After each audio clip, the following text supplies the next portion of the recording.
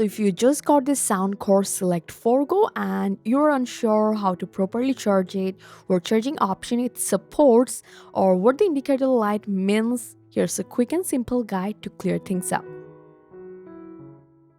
So first on the side right here, you will find a USB-C port under a small rubber cover.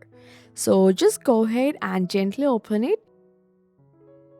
Then you can either use the USB-A to C cable that came with the device, or you can use any standard Type-C cable and connect it. Then plug it into a wall adapter. It will start charging instantly. No extra setup needed here. Now something important that helps you know exactly what's happening with the indicators. So when the battery is low, the indicator light will show red.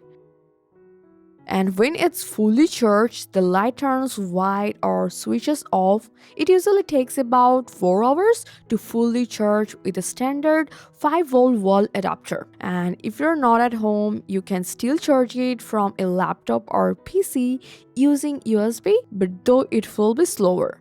If your phone supports reverse charging, you can also use it as a backup power source in emergencies.